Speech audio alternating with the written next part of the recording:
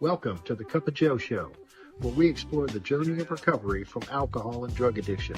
One story, one conversation, and one step at a time. I'm your host, Joe, creating a safe space for honest discussions about the challenges and triumphs of addiction and alcoholism. In each episode, we'll hear inspiring stories and uncover tools that make healing possible. Sobriety is not a one-size-fits-all journey, and you don't have to face it alone. Recovery is possible, and it's worth it. Thank you for joining the Cup of Joe Show. Now let's get started.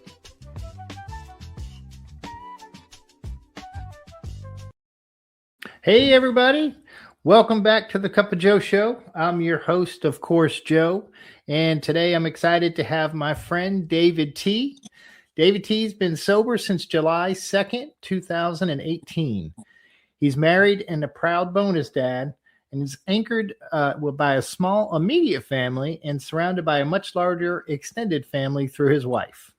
When he's not staying active in recovery, David's usually outdoors, fishing, being on the water, or getting his hands dirty with woodworking, leatherworking, and just about any kind of tinkering.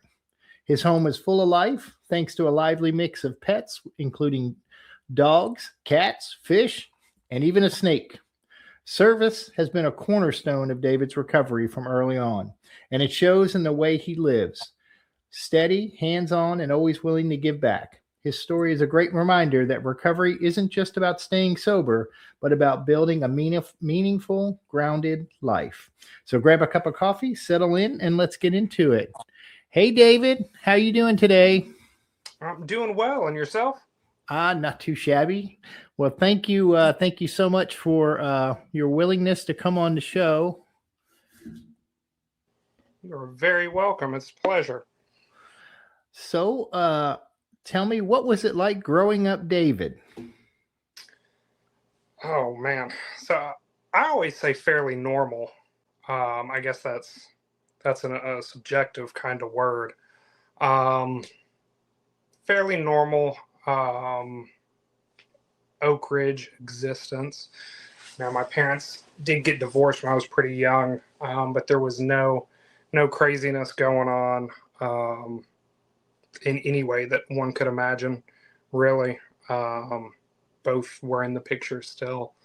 Younger sister. School was fairly normal. I guess really the only things that stand out are the divorce, for sure. Not to downplay that.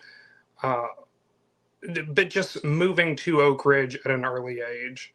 For anybody that's from Oak Ridge, they might know this. But it's a certain kind of people here, a certain kind of town. And that outsiderish feeling was always kind of there, which, that's one of those things that we hear a lot. Not fitting in, being an outsider, things like that. So that was from a young age. That was one of those things that I was very well aware of. Throughout high school, I guess this is the what it's like portion, something like that. Sure, David, what it's like. Or what it was like, yeah. Nothing too crazy happened until, I guess it was around the end of sophomore year of high school. I got, my friend groups changed a little bit. I grew up, I was a super, super nerdy, quiet kid. Always in a book or a video game or something like that. Very shy, socially awkward, all of those fun things. And somehow or another, my friend group kind of changed around sophomore year. And this was, there was one individual in particular, his family was, they were foreign, a little bit different culture. And we got pretty close. And it turns out they were big drinkers. And the short story is that year, I was spending the night over there, and he snuck up in the middle of the night and snuck back down with, I'm sure I'm not the only person that's ever played the you take a little bit, a couple millimeters out of each bottle to make a mixture, but it won't be noticeable by the parents, right? So that happened. And then he brought it back downstairs. And I guess I kind of knew what it was, but I didn't have any expectations or anything. So he takes his little sip and then he hands it to me. And I take my little sip, and it was disgusting. Absolutely. But what always, in my mind, what I always remember is the burn, right, going down. I remember that and liking it, the warm feeling. And next thing I knew, this little glass that he had prepared was gone, and here I was wanting some more of it. So I think that time, for a while there, we got away with doing that, and then he started to worry that it would be noticed, because from that point on, every time I came over to his house, it was, well, let's do that again. You know, that became part of the motivation for heading over there. So pretty quickly, it became apparent. I worked from a young age. We never had a ton of money. So by that point in life, I was working, back when Sears was still a thing. I worked in the electronics department of Sears with a lot of older people. So it was pretty easy to hoodoo somebody or pay somebody a little bit extra to take care of what I was hunting. And, you know, from that point on, it was kind of, that was the defining thing for the rest of, I don't know if childhood is right, teenage years, whatever. Working, school took a backseat. You know, I had always been a pretty good student, not perfect, but more A's than B's, let's put it that way. And that very much changed. You know, school was a backseat item.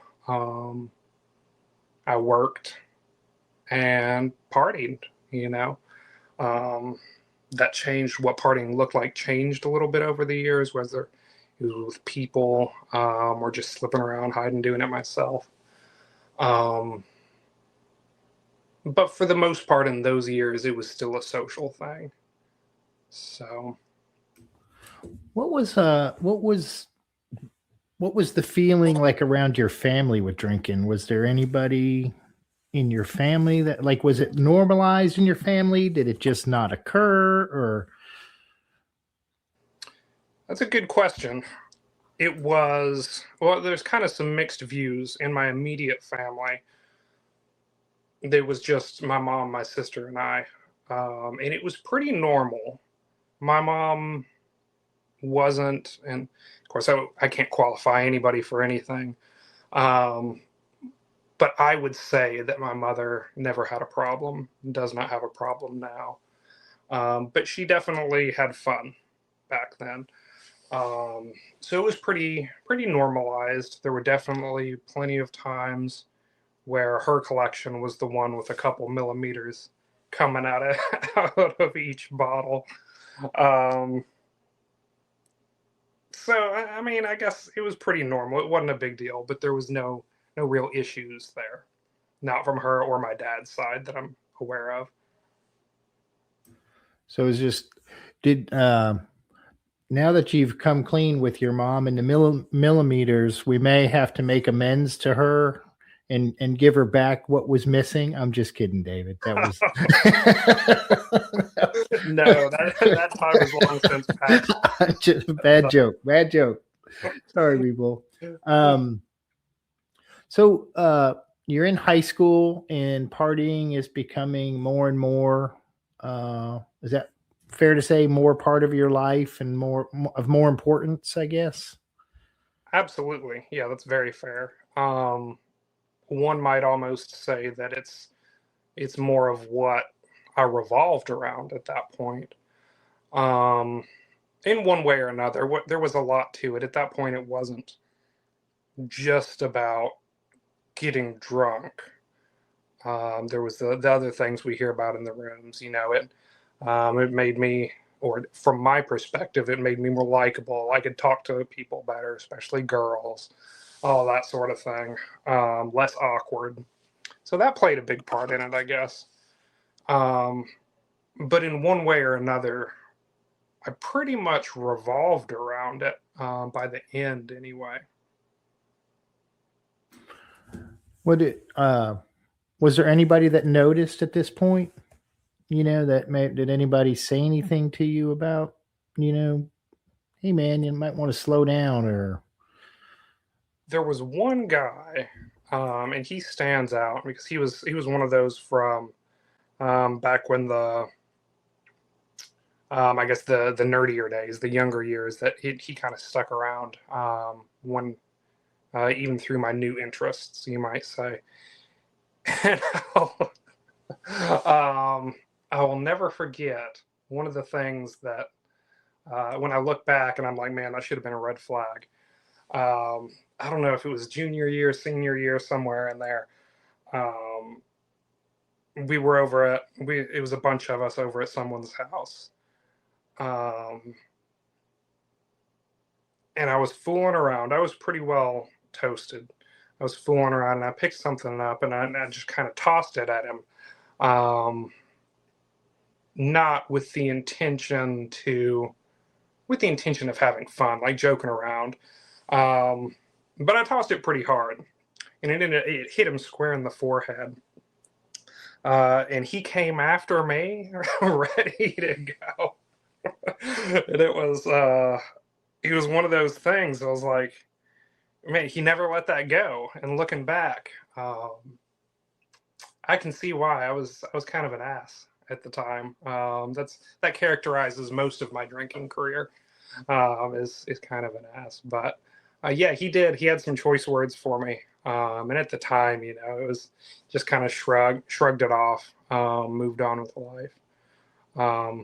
But I guess I never thought about that. I guess he probably was the first one. But then after that too, there was I passed out I guess it was my 18th birthday actually. And my girlfriend at the time and I were going to see a movie. And I remember we got to the movie theater and got out of the car there. And I stood up out of the car and I was super lightheaded. I was like, let me smoke a cigarette real quick. So I'll go to light this cigarette. And the next thing I know, I wake up. I'm on the ground on my back. There's all these people around me. They're talking about, do they need to call the ambulance? And after that, no ambulance was called. I recovered completely. But she's had some words for me at that point. Both of her parents did have, they would have qualified for one program or another. And I think maybe they did at the time. So she definitely had some experience with it.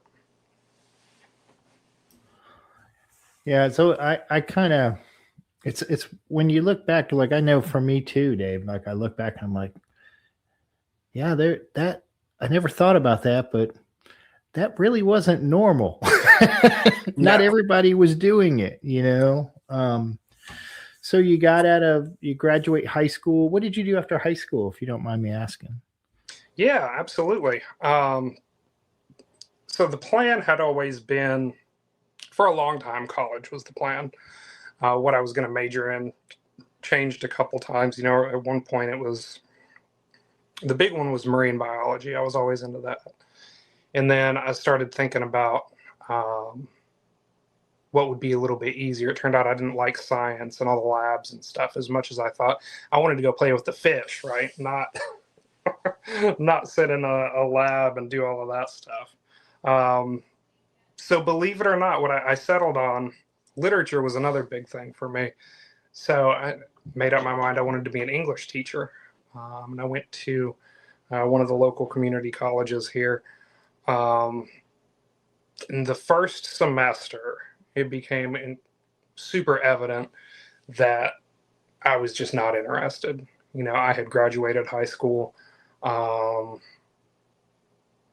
like I was my own person. I didn't have to answer to people as much at that point. And there was, maybe more importantly, in college, there was nobody writing emails or calling home about me missing class, you know. So it turned into, to me, I maybe went to, gosh, I don't even know, maybe the first 2 weeks I went to every class. And then after that, I got to the point where I was just skip this one or skip that one, or, oh, he had homework he was expecting, so I'm not going there. So I would hang out, and I was still living at home, so I couldn't just stay at home all day. But I would hang out and get like an extra large Chick-fil-A tea and drink about half of it and refill it with something else and just go find stuff to do, you know. And that went on for 2 semesters. I did that.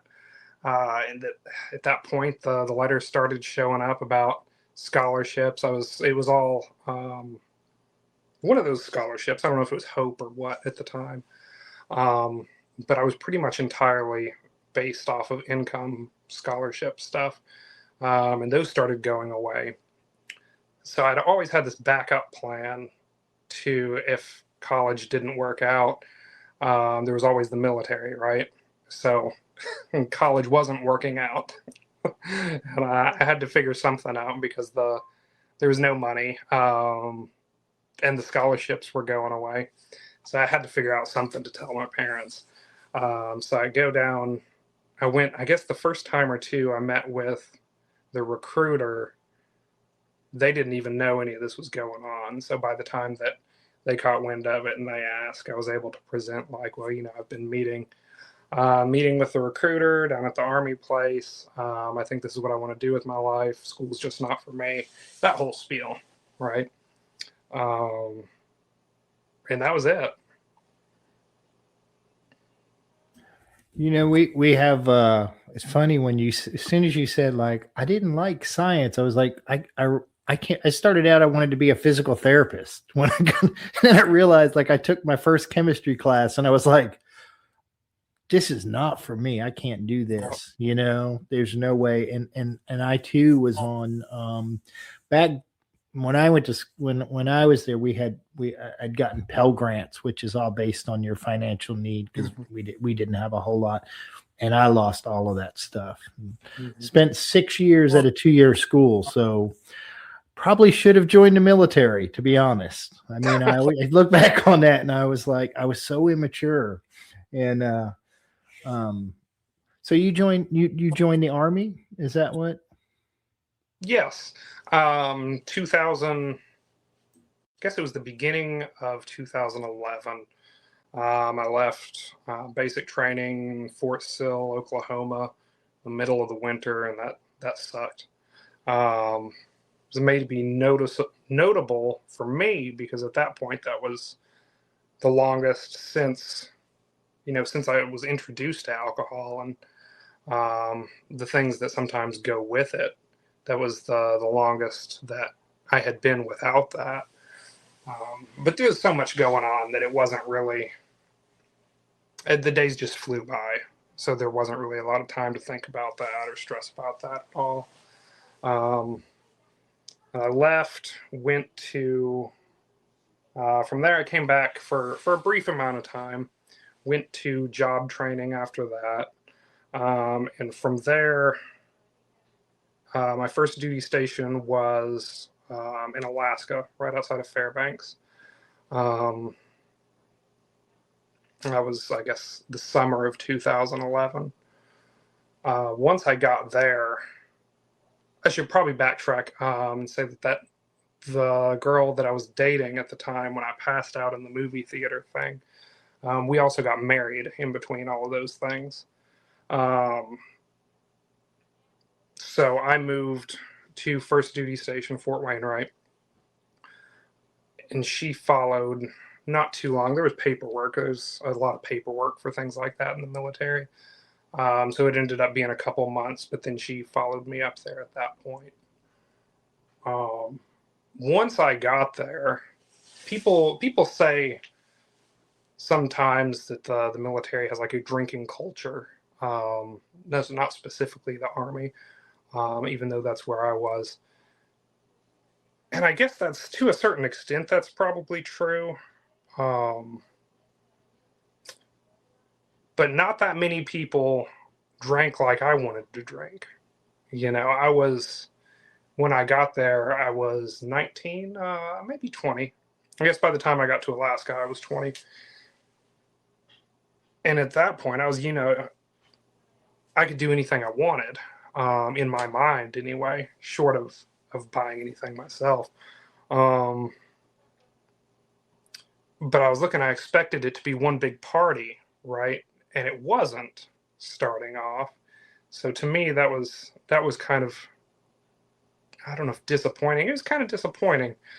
But that disappointment quickly, it wasn't a big deal because there was plenty of folks who had no issue going to the store for me, right? And at this point, I'm 20. These are all my coworkers, for lack of a better way to put it. The guys in my platoon, my squad, most of them were a little bit older than me, so that wasn't an issue. But during that time, those couple of months before my first wife came up to join me, all of the red tape got handled. I wasn't accountable hardly to anyone. And that was, I think that was a point that really, it was like a switch kind of flipped. It was probably the first times that I drank into the night knowing that I had to get up and do things the next morning. Woke up, I don't know, we always said things about waking up still drunk, and I don't know whether that's true or whether it was a hangover. Never got breathalyzed to find out. Definitely woke up still feeling drunk and went to go do PT, and those who know, I guess. That could be anything from running a couple miles to strength training kind of things. And just getting up feeling like crap and going and doing that stuff anyway. And eventually you kind of get used to it.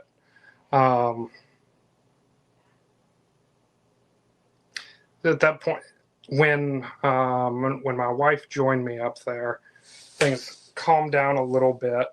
But very quickly, we got to the point that it wasn't a fight yet, but she was noticing very quickly the amount that I was drinking, how many nights per week I was drinking at all. Again, like I said, her parents both had their own issues. So it was something that she was very aware of, something that she watched. And she was not a drinker herself at all. So what all that meant was that, and maybe this is another one of those things looking back that's ding, ding, ding, red flag. Very quickly, honestly, I don't even know if I was 21 before I started hiding from her how much I was drinking. That came really quick. And it stayed that way for a long time. There was maybe another year and a half or so passed. And I would get myself into trouble because I'd be hiding how much I was drinking. Wasn't affecting anything but the home life at that point in time, So I'd be hiding it, and then every once in a while, I'd do something dumb where it would become apparent. It wasn't just, oh, David's tired tonight. He's just going to bed earlier. He's just gonna sit in the garage and tinker on something and do something stupid, like trip over something really stupid and have a hard time getting up. And she'd look at me and it'd be like she knew, So enough of those things happened. And then some of my coworkers who I drank with outside of work, a couple of things happened there. And I was told again, both by the wife and the coworkers that, hey, maybe you should look at this. Maybe you should slow down a little bit. I said, you know what? Maybe you're right, is what I said. And I knew about it in the Army, it's called the Army Substance Abuse Program. Everybody knew about it. It was a thing. I joined around the time that they were under a lot of scrutiny because there were a lot of, with that whole drinking culture thing, there was a lot of drinking and driving, accidents happening, people getting hurt, and a lot of it was high-ranking folks, and it was just getting swept under the rug. So around that time, with all the scrutiny going on, they started really cracking down on these things, these events. And we'd have safety briefs about it all the time. So everybody knew that if you needed help, there was help out there, right? They made clear that everyone knew about it. So I said, you know what, maybe I could slow down a little bit. Let me go talk to these people, give it a shot. So I self-referred to that program. Went to go do like the entrance interview, I guess. It was a super nice lady that I talked to. She asked a little bit about my drinking and all of that. And I answered the questions, asked what I was looking for, and I answered those questions. And you know, it was always just to slow down a little bit. You know, I'm starting to have these consequences, and I want the consequences to stop. I want the fun to keep happening. I just want the consequences to stop. And this lady told me, this was probably the second or third session. She told me, she said,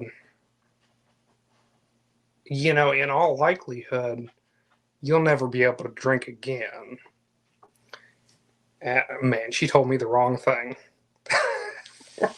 At that point, I heard her and I said, huh, well then.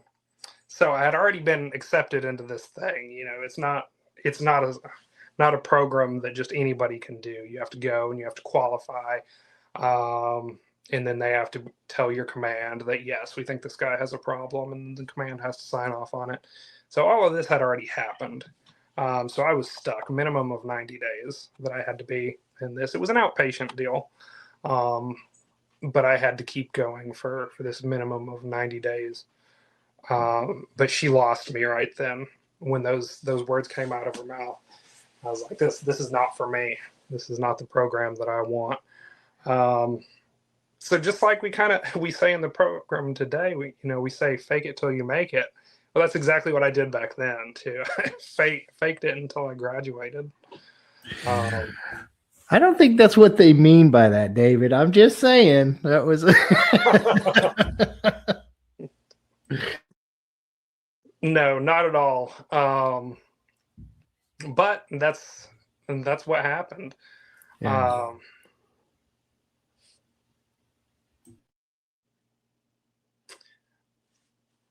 At that point, after the 90 days were up,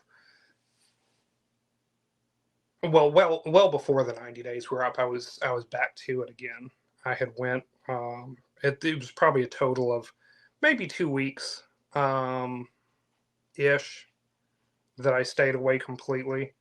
There was always this looming, like this, I don't know, axe above your head that at any point in time they could call you in for a urinalysis or a breathalyzer if they wanted to. And that never happened. And after about the 2 weeks or so, I figured that, well, as long as I waited until 6 or 7 p.m., then I could do what I wanted. Nobody was going to call me in at that point. So that's what happened. I think it's probably important for my story anyway to note that during that time, like I said, I guess I was probably 23 at the point, maybe even 22, 23 in there somewhere. And during those couple of weeks that I wasn't drinking, remember there was Benadryl, there was Z-Quil, there were all these things. I was hunting a substitute and finding that was the trouble sleeping was definitely a thing already at that point. And that's something that shows up throughout my story as well. Just the dependence that the body can have for these things. So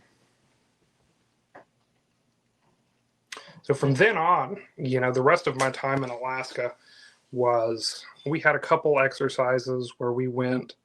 We were a training brigade, is what they called us. And we did these things primarily for, it was the aviation regiment, and we would help prepare. I was support was my job, fuel, and then later on ammo as well.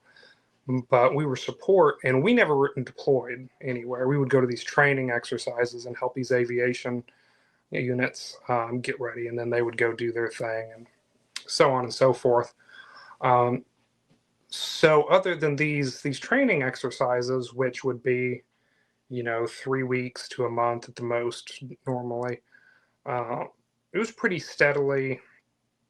There was nothing holding me back, no long breaks in any of my drinking. The things continued to be strained at home. We did shift work for the most part out on the airfield. And it was towards the end of that time, I guess, was the first time. So weekends were normally kind of like a standby thing. Sometimes they would fly a couple birds. Normally it would be the Chinooks. They would fly weekends a little bit more than anybody else. So if you were on standby that weekend, you weren't supposed to be drinking. And that was the first time that, I did, and I figured it would be okay. That the chances of getting called in were low. And then I ended up getting called in a couple of times after I had been not super trashed, but definitely probably over the legal limit. So that happened a couple times, and that was new because it had always been kept off duty hours, but then it wasn't. I got only once that I can remember that anyone ever smelt it on me, and I kind of played it off like it was fairly early in the morning, I think, on a Saturday. And I said something about it was probably from the night before or something like that. But like I say, that was important because it hadn't interfered with my work. I would get up feeling like crap. And like I said earlier, I would just be used to it. So just go on about my day. The nausea or whatever would pass by about breakfast time and be good to go.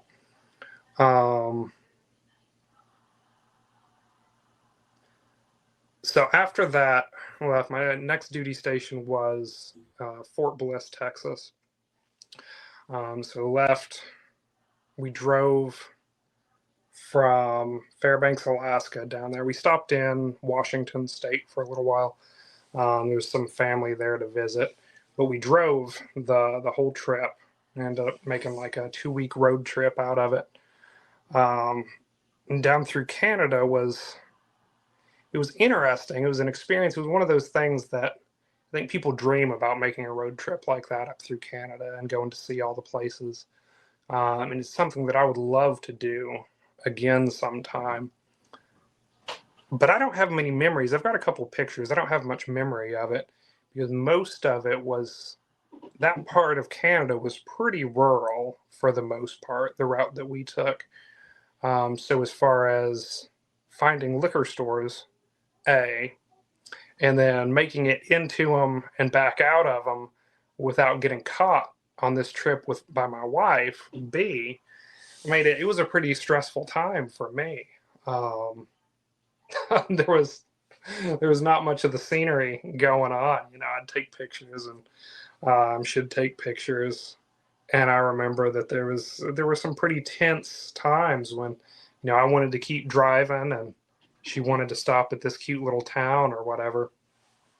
And it was, for me, of course, she didn't know this, or if she did, she didn't say anything. But for me, I wanted to keep going to the point that we found somewhere with a liquor store. They call them something else up there, and I don't remember what it is. But that's what I was always looking for. And then the flip side of that coin is that a lot of them closed really early up there too. They didn't have hours like we do down here, where you can get it just about any time you want it. So there were times when I would want to stop when we could keep driving for another couple hours, and there would be an argument about that. When realistically, I wanted to stop somewhere where I could get her set up in a hotel and slip off before before the stores closed. So we end up making it down. The road trip happens. Stop, visit with the family in Washington, keep going down, and we get to Texas. It was a really stressful time for a whole lot of reasons, but the climate change was probably the biggest one.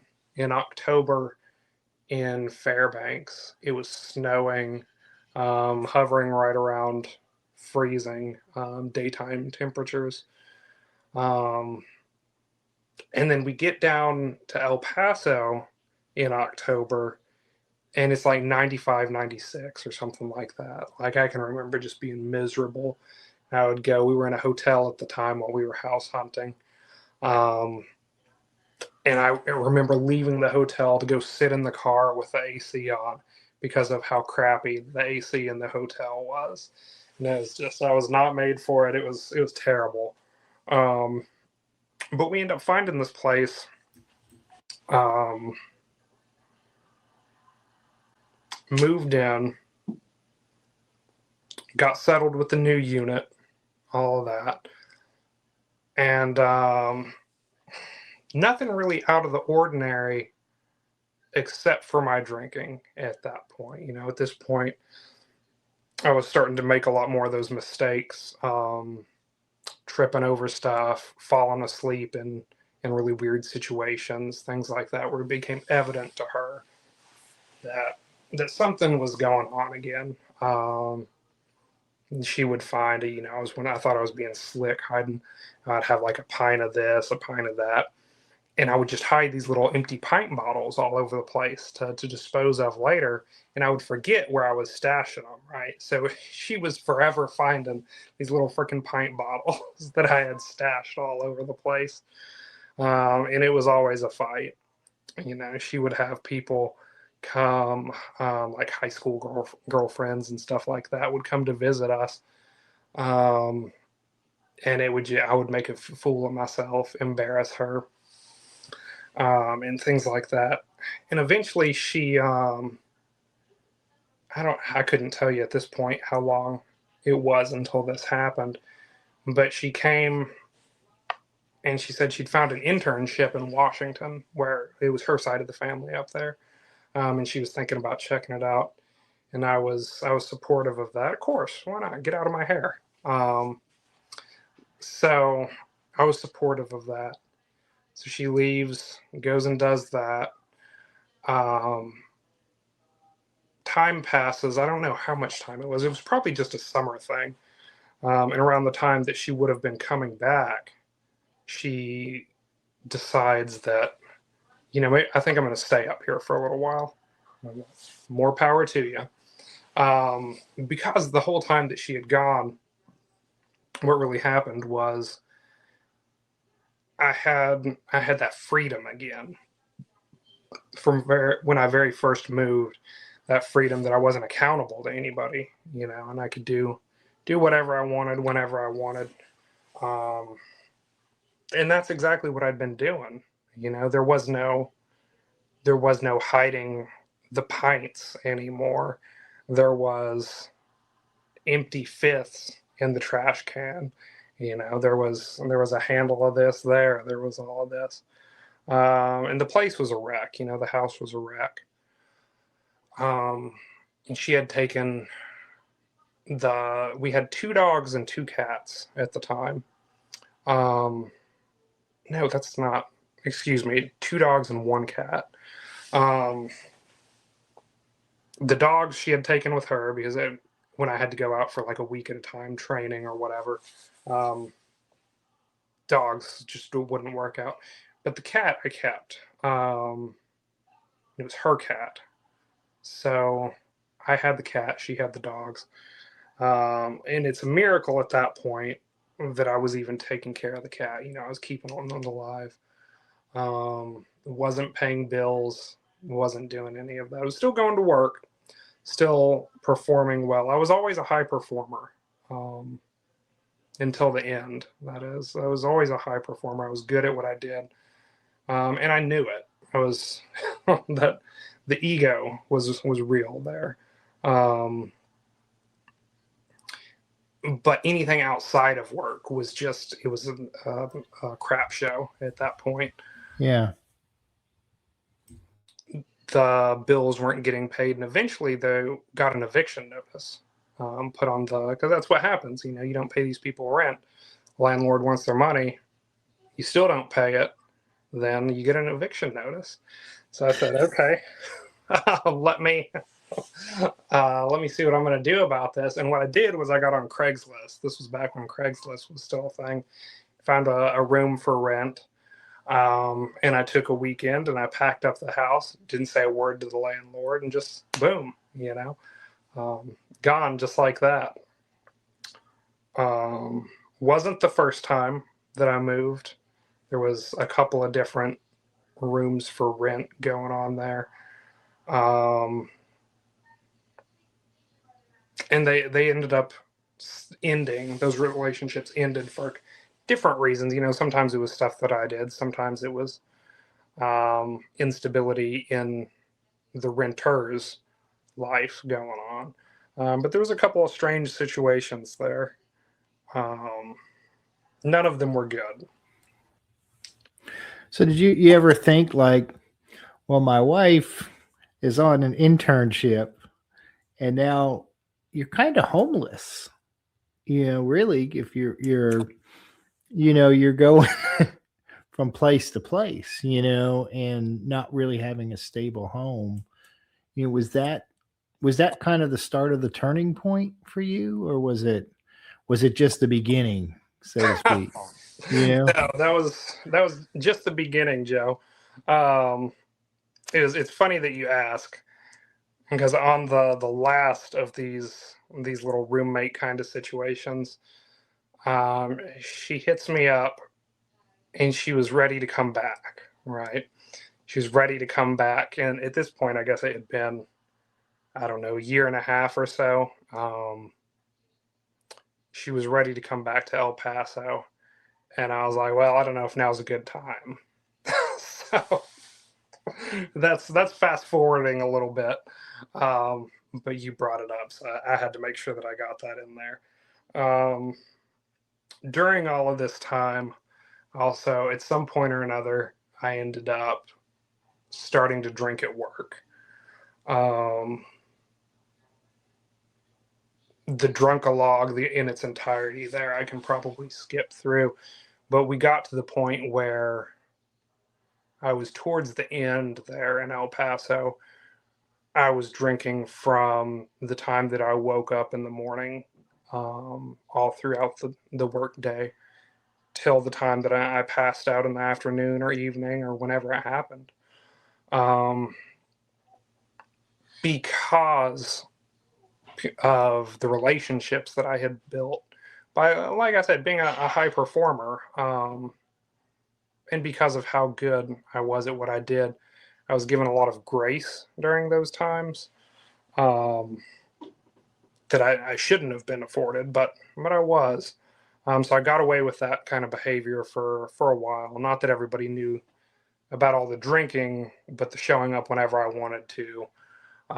Just completely undisciplined at that point was definitely a thing, and I got away with that part. I got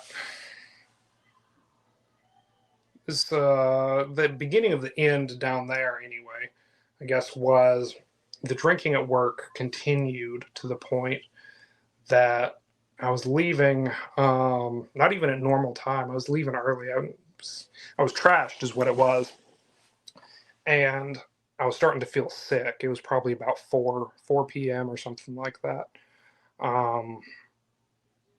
So without telling anybody, I just left. What I did, got in my car and went to start driving off post. stopped at the store on the way, like right by the gate to leave. There's Shop Ed is what we call them. Stopped there, and it's like a convenience store, but they also sold alcohol, like not just beer. You could go in there, buy vodka and all of that. So I stopped there, get a bottle, go to leave, and as I'm leaving their parking lot, I hop a curb.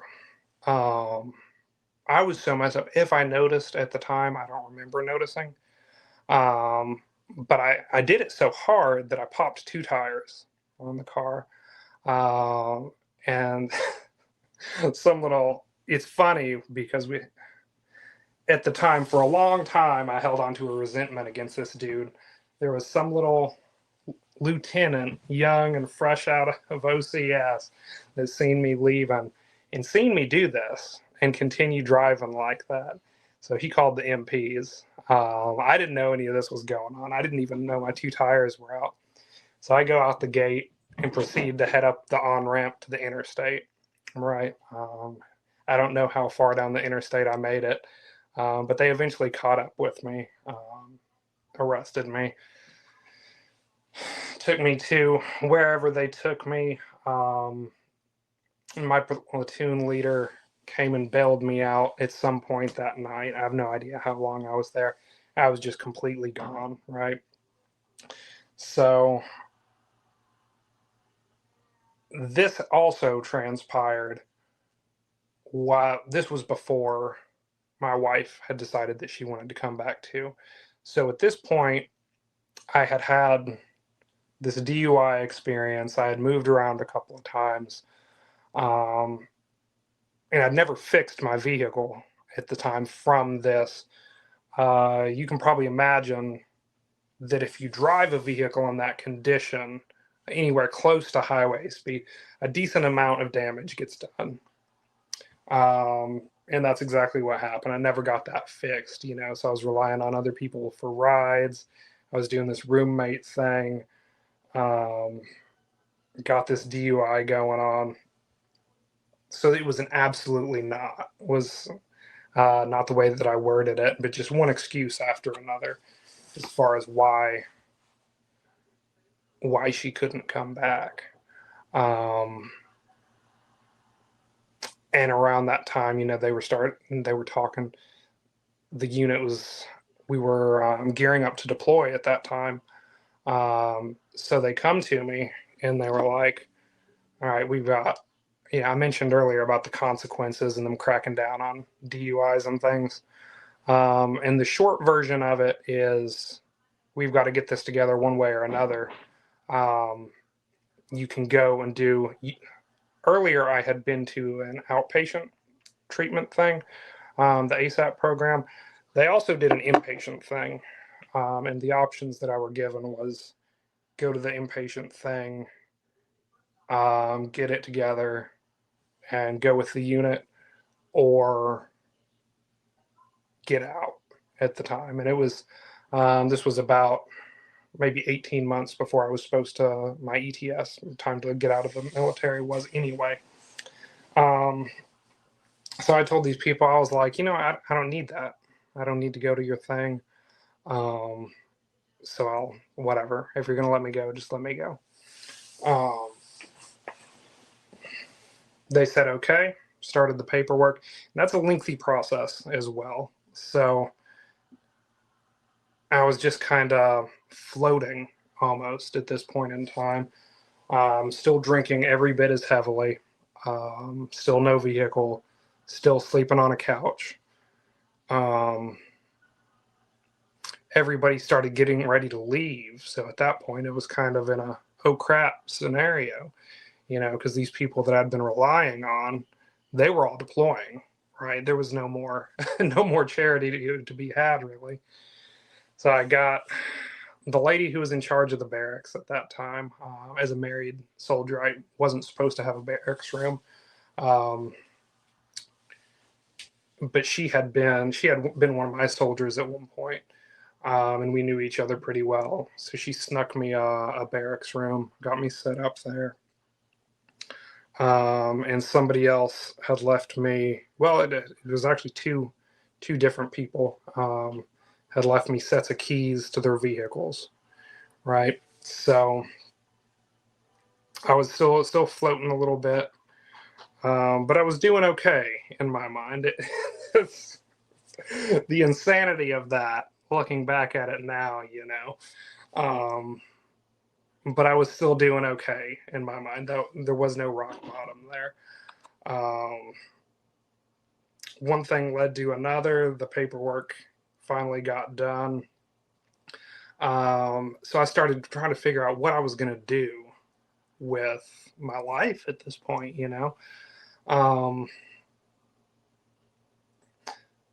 One thing that hadn't come up at this point is pretty quickly after getting to Alaska. This was one of those things that in my alcoholic thinking at the time, it seemed like a good idea not to bring up anything about my marriage to my family, right? It was kind of an elopement deal. And then questions started coming up, things started happening. And the easiest thing for me at the time was to just stop responding. So that's what I did for about 7 years. So I had to make those reconnections to figure out where I was going to go once I got out. So that's what happened. And then I ended up back here in Tennessee.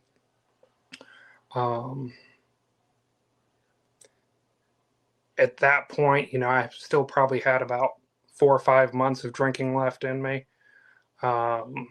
Those family bridges that were rebuilt just enough to secure me somewhere to come back to, I burnt all of those to the ground at that point. And then I got a letter in the mail, phone call, saying that DUI from, at this point, it was going on 2 years since the DUI, that not only had it been an Army thing, it turns out that it was also a Texas state or city. I don't know what exactly the offense was, but it was a criminal matter as well. They wanted me to come back to Texas and stand trial for that.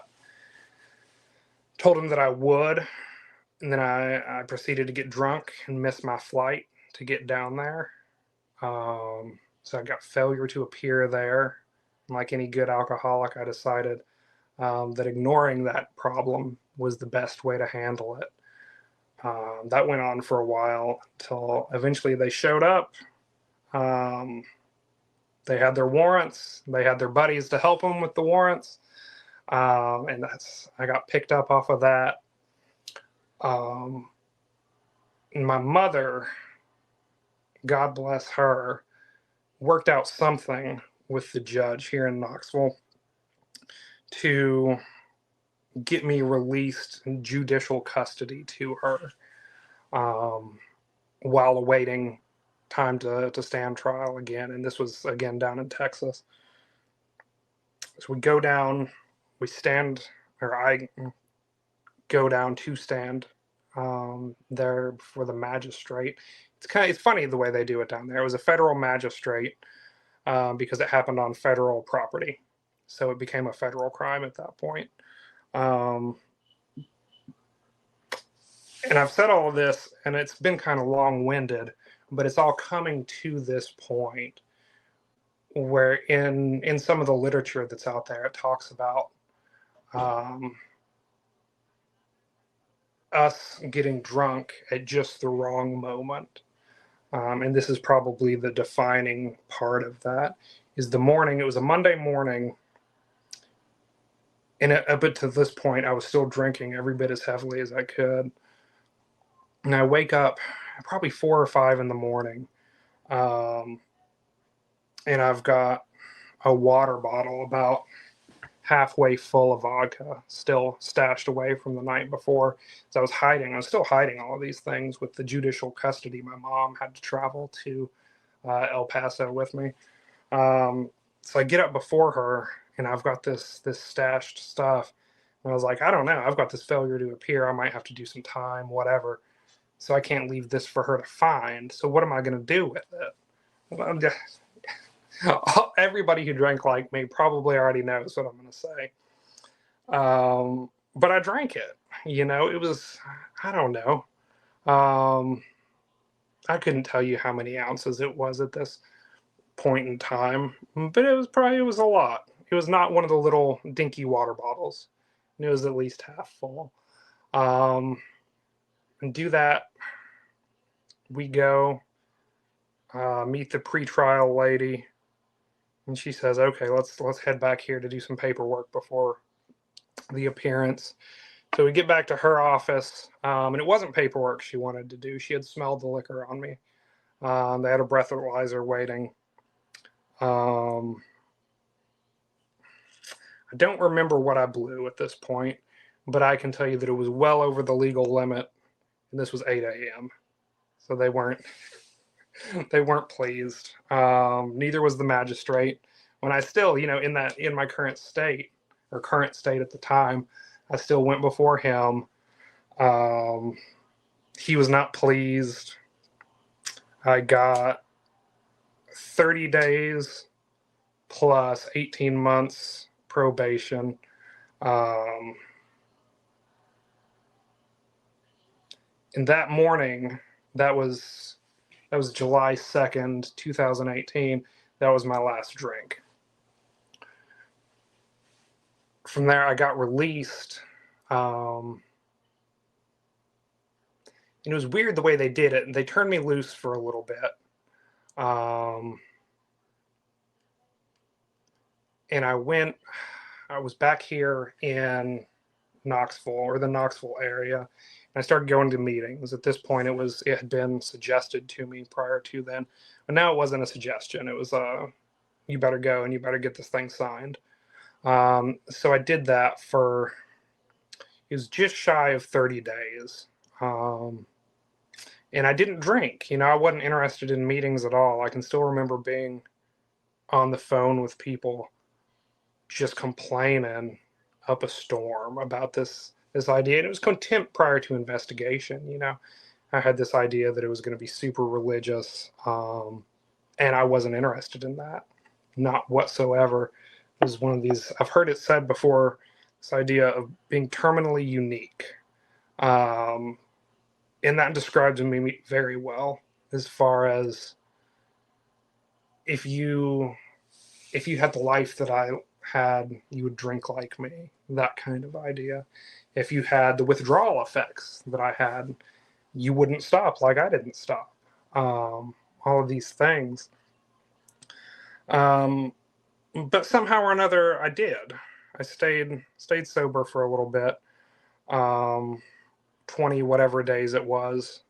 And I had to go back, do the time.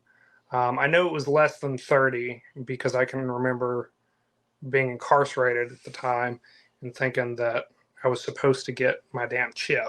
But there was no chip to be had. At the time, there was political things going on down there with, I guess, I don't know, first round of border stuff is the right way to put it. But it was back when all of that was first becoming a hot topic. And all the El Paso County jails and all of that were full as a result. So I got shipped to the prison in New Mexico it was funny. It was always, the joke was that it was the shortest prison sentence that anybody there had ever heard of. But that's what I did. I was there. It was fairly uneventful. I was a short timer, and I guess because of that, nobody paid too much interest in me. But I got out. Then when I got out, I was stuck in Texas for a couple more months because I had to get probation transferred, and in the federal system, that's slow. I can't speak for any others. I'm sure they're slow too, but it's a slow thing down there. I was going to meetings still, getting my papers signed. For those next, it was probably, I guess, 2 months there before I got to come back to Tennessee. But at this point, I was still, I was dry. I wasn't interested in doing any work or anything like that. I would look at the things on the wall and hear the things that were said. And it'd be like, well, I can agree with this. I would pick and choose, right? I could get with this, I can't get with that. And it would just depend on the day. I finally get to come back to Tennessee and keep going to meetings here. And, I've heard it called working the fellowship before. And that's exactly what I did. My life wasn't too great at the time. I didn't feel that my life was too great at the time. There's nothing to do. I had lost my license at that point. I was working part-time, wasn't allowed to go anywhere because I had some pretty strict probation stuff going on as far as curfews, things of that nature. And then when I was able to drive, it was very, very restrictive driving. So as a result, I was allowed to go to work and I was allowed to go to meetings. Was just about it. At least in the beginning there. So I went to a lot of meetings out of boredom, I guess. I worked a lot of the fellowship. And at some point, it got to where, remember, I was just as miserable without drinking. I was still dry at this time. I was just as miserable without drinking as I had been when I still was. And I got to this point that I knew I could change that. I knew how to feel better. There was all of these things. For me, drugs weren't a huge part of my story just because of the drug testing that they do in the Army. As a teenager, I fooled around with a lot of stuff.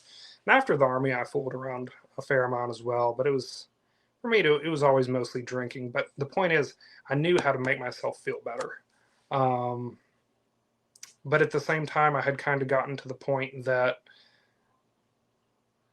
I kind of liked being able to remember the night before, being clear-headed and having a little bit of decision-making skills. Those months had passed, and things like learning how to sleep again. I had already done that, and a lot of that was just out of fear. I didn't want to go back to prison. That had sucked. So I was dry and I was staying dry. But my other option was I knew what the people in those rooms, allegedly, I knew how they were living. So I said, you know what, I'm going to give it a shot. I asked a guy to sponsor me. He said yes. And I guess the rest is history.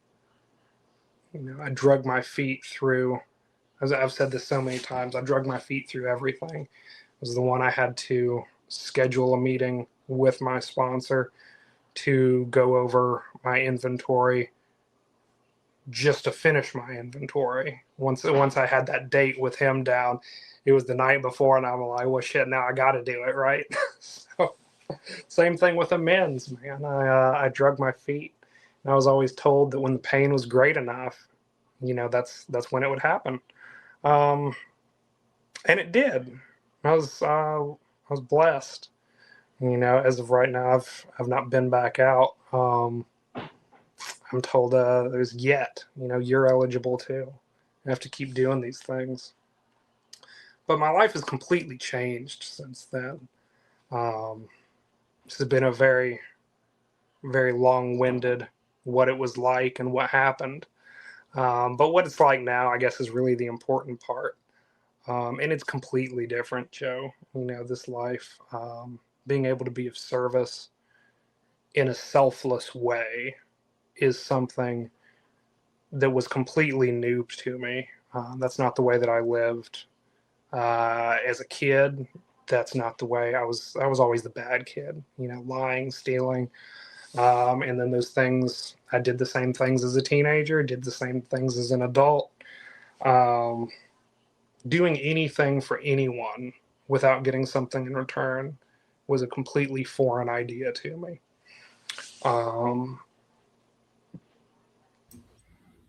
We have that in common, David. I think a lot of us do. I remember, when I came in and it was like, let me get this. You want me to do something for someone, but not expect anything in return. Like, won't they owe me one?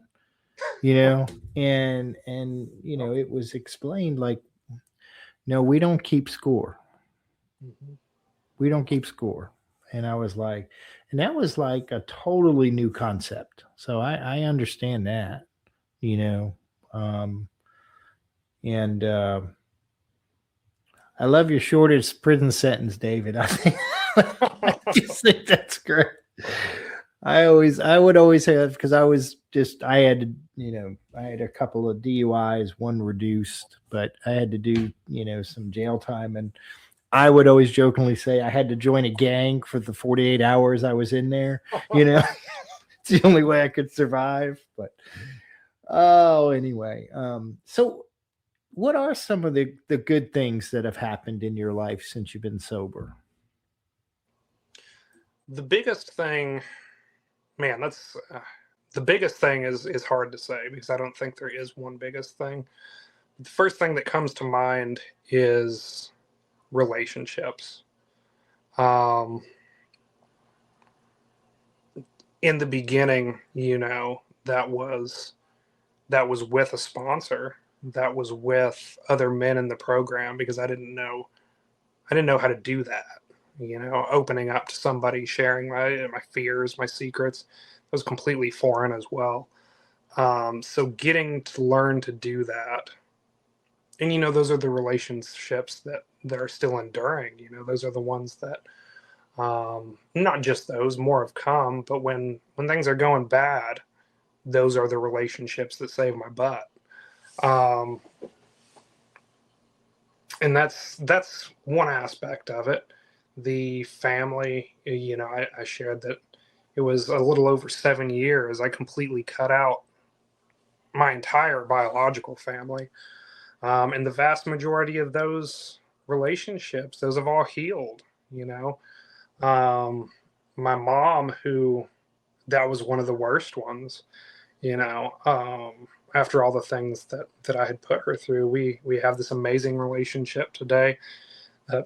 I was just out there, myself and my bonus daughter got to spend the day out there, most of it, helping her, which we've done quite a bit. Just going out there and enjoying each other's presence, sometimes helping. My grandfather passed away a couple months ago, so there's been a lot of helping going on. And that's one of those things that I get to do today. I guess I'll list it third, but I'm still going to list it because it's an important one, is romantic relationships. Those back then, they were just every bit as selfish as anything else. And today, that's not so much the case. It's not selfish. It's not manipulative. My second wife, we've been together for over 5 years now. The joke was always that she was the newcomer, and that's, I mean, technically it's true. But at the time, let's see, it was a long story there. But the last time that she came to pick up a white chip was when we officially started dating. So here we are, 5 years later. And gosh, coming up, it's the time flies. It's crazy. And that's something completely new to me. Having worked the steps, the way that I see that relationship today is completely different. I was short of being physically abusive, just about anything that you could imagine. I was that guy in the past. And it's a miracle, um, getting to the relationships I talked about, men in the program. The other side I didn't mention yet is the sponsorship, getting to take other alcoholics through the steps. That's, I don't know, the buzz that I get from sitting down. There is probably nothing as good as that. Sitting down and seeing the light come on, or when a newcomer starts to get a little bit of hope. I still remember what that was like, to not have the hope. And that's a big one. I could go on and on. The benefits are pretty great. I highly recommend it in case anybody's wondering. Me too. There was a guy, Rick, who early on when I came in, and he would always say, and I was one of those in and out white, I probably could have made a belt with all the white chips that I had. I was a chronic, it got to the point where I hated, and I still to this day, I don't like calling it relapse. I call it default mode. That was, I would just go into default mode and I just didn't want to stop. But anyway, he would say, I remember him saying to me, he said, he said, you really ought to try these 12 steps. He said, if you don't like them when you're done, you can go right back out. Mm-hmm. And it was like such a helpful way to like, yeah, maybe I should just try it because what I'm doing is not working, for sure. I did want to ask though, like, what is like one of your favorite recovery tools? Like, what's one of your go-tos? My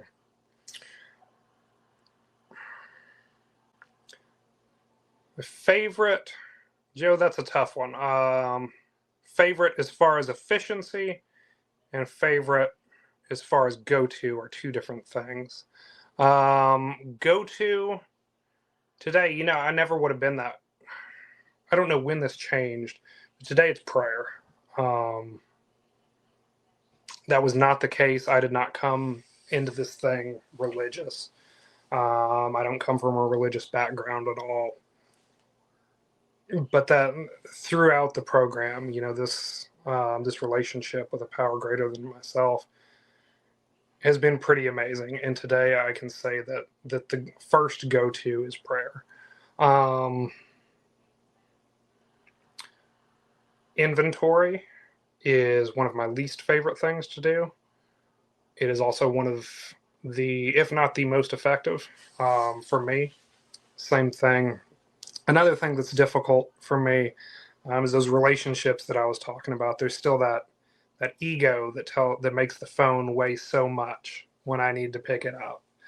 I don't know what that's about, but when it's a good day, it's easy to make those calls. And when I'm needing some help, it sucks. But that's another one. So I don't know. You can rank those how you choose. But between the three, it's all good stuff. It is, and my favorite thoughts about prayer is that prayer may never change the situation, but it always changes me, So prayer is a big one for me too, David. And I never thought that would be, I never thought I'd go back to that kind of stuff. And it's just, it works. It's effective. And I'm grateful to be comfortable enough to do it. And hear you say it too it's just like reinforcement, like, yep, that's a good one, Absolutely. And inventory stuff does suck. I'm just saying it. Saying it out loud. What would you say to somebody who might be listening who feels like they're beyond hope? There's no such thing as beyond hope. That's exactly what I thought I was too. There are parts. Anyways, I've never told my full story. I guess things get skipped around, and that's just the way that it goes. And I'll leave things out. One of the things between the legal stuff and the physical stuff, I was one of those people that the book talks about with the like the real DTs with the hallucinations, seizures and things. And I thought to stop was to die, the legal stuff and everything else, all of the things that I had sworn that I would never do. Back in the beginning, I said, oh, I'm not so bad because I'm not doing X, Y, or Z. Well, X, Y, or Z happened,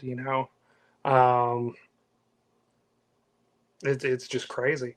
I would give it a shot. If it worked for me, I would imagine that it probably could work for just about anyone. Absolutely. Is there anything you wanted to talk about that we haven't? You mentioned in the beginning, Joe, about the service stuff, and that's been a huge part of it for me. It turned out that the social anxiety and things that the alcohol helped with, they were still there when I got sober. So especially in the first couple years, I was real quiet, real shy in meetings. So an easy way for me to get involved back then in the beginning was service stuff, whether it was making coffee or chairing a lot of meetings. I chaired a whole lot of meetings in the beginning, and that was important because I couldn't speak as eloquently as all these other people that were sharing all this great stuff that was so helpful to me. So for me, it felt to give back, the best thing I could do was chair the meeting, sign the calendar and facilitate and be of service that way. Because I didn't feel that I was being of as much service by sharing. But moving on from there, I got involved at the district level pretty quickly too. I've done all sorts of different things. And those commitments, whether it's at the group level or the district level, those commitments have meant a ton to me. They keep me involved, help me to stay, to meet people that maybe I wouldn't meet on the other hand. We get used to our meetings. I do anyway. I get comfortable. And if I'm going to the same 2 or 3 groups, then I'm seeing the same people. Getting involved in doing things like that and branch out, meet new people, go to new places, new towns. There's cities that I've been to in the service of AA here in Tennessee that I didn't know existed. And most recently, I guess the newest thing that I've been doing is this corrections business, taking a meeting in. And it's all, as of right now, I guess, I don't know if it's because it's still new. So it's exciting, or whether it really just is that good. But the corrections stuff is probably my favorite as of yet. But yeah, the service work, that's been crazy important to me in a way that I'm probably understating now even. But really good stuff. Well, it is, and that's where David and I met at the corrections thing. I'm like the new baby going to the corrections, but it's pretty powerful. It really is. It's pretty, it's becoming one of my favorite things that I've done, in a while, and it's helping me to I've been kind of in a rut over the last year of just feeling like I was not growing as much as I wanted to grow, and feeling kind of, I don't know, not as good spiritually. And that's one of the things that has really helped to kind of move me in a different direction. So, and meet you, and which is cool, being somebody new, Well, I can't let you go, David, without doing our rapid fire questions. I know you've studied, but no, I'm just kidding. I know you haven't studied. I'm just kidding. That's a joke. If you could see David, the look that David gave me, like, are you out of your mind? No, I didn't study back then, and I don't study. That's why I thought the joke would work pretty good. No, Oh, goodness. What you got? Hit me. All right. What is your favorite recovery slogan?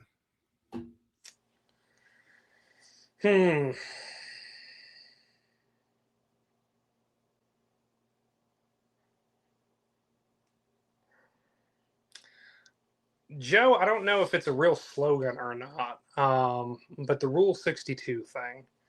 I don't know, that's out of the literature, not necessarily a slogan. But I do that. I take myself real seriously sometimes. And when I don't, things. There we go. Yeah, Joe's got a little Rule 62 thing. I love it. When I don't, things are a whole lot easier. My favorite studio sign. Mm-hmm. It is a slogan. What is your least favorite recovery slogan?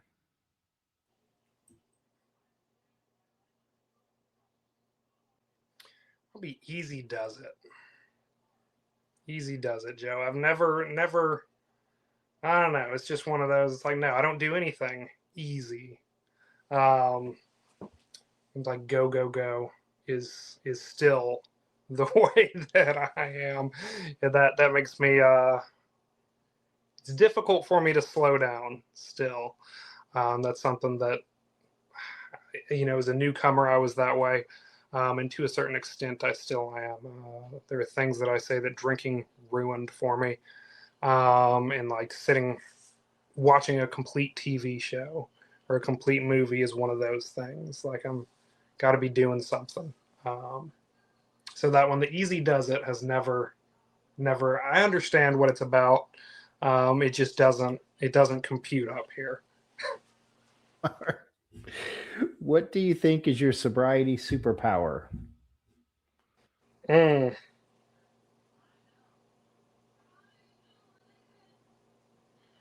imagine service or something to do with it.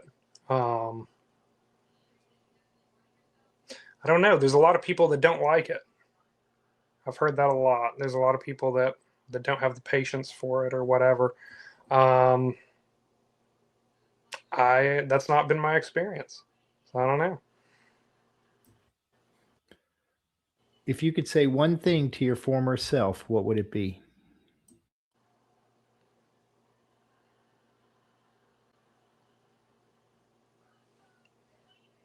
I don't know, Joe. I think I'm gonna pass on this one, as I'm of the opinion I've been led to believe, and I think that it's true, that if it weren't for every little thing that happened back then, those are the things that got me to the point of willingness that I eventually reached. Anything that may have changed, anything that I did or didn't do back then, anything I heard or didn't hear back then, without every little bit of that, who am I to say that I would be where I am today? Fair enough. What song do you play to lift your spirits when you need a boost? I really don't have one. I don't listen to a ton of music anymore. That's been one thing. That's another thing that drinking kind of between drinking and family life ruined for me. Really any music, Joe. Like I said, I don't listen to a lot, so just putting on whatever's playing on the radio is normally good enough for me when I need it. If you could grant yourself one wish to help with your recovery, what would it be? I don't know that I have one of those either.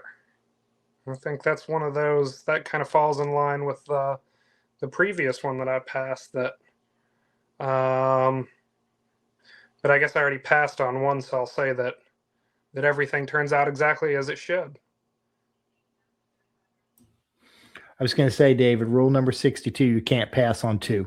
It's illegal. I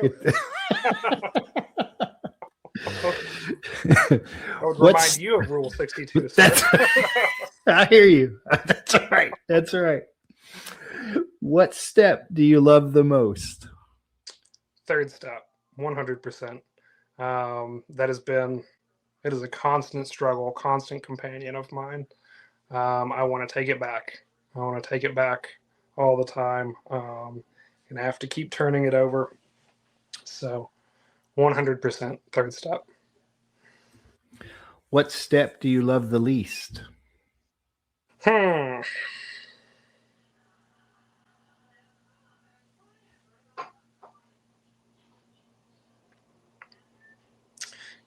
don't know.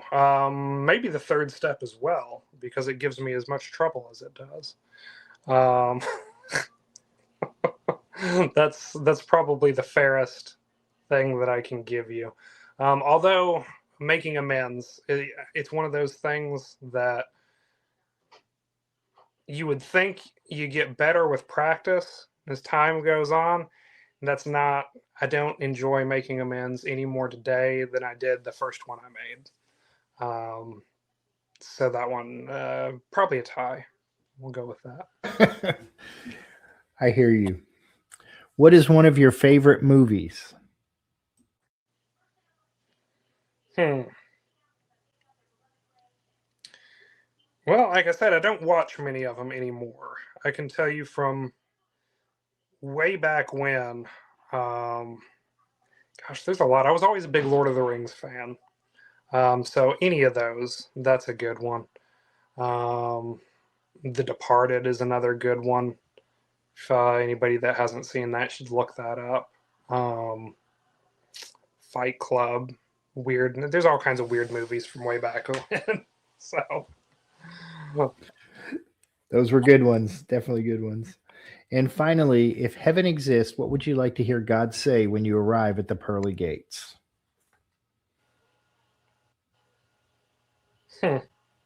I've never thought about that before. But I imagine something kind of cliche like welcome home.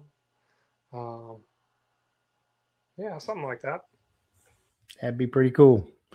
Man, thank you so much, David, for taking the time to share your experience, strength, and hope, brother. Absolutely. Thank you for letting me. Yeah, it's been an honor. And for the rest of you out there, please subscribe to our friends at thedailyponderables.com, your recovery source for inspiration and encouragement every day. A new episode of The Cup of Joe Show is released every Thursday at noon. Visit thecupofjoeshow.net, or you can listen to the show on your favorite podcast apps, Podbean, Apple, Spotify, YouTube, and others. Just search for The Cup of Joe Show. Don't forget the "the." Please like, follow, subscribe, and share, because someone out there needs to hear this today. Have a good day, everybody. It's just a laid-back vibe, baby. We hope you enjoyed today's experience, strength, and hope. We are so grateful you decided to join us. Please share this episode with someone who might need it. Also, don't forget to like and subscribe. Remember, no matter where you are in your recovery journey, you are not alone. Reach up and reach out to someone. Please do not suffer in silence. Until next time, let's take it 1 minute, 1 hour, and 1 day at a time. Thanks for listening to The Cup of Joe Show.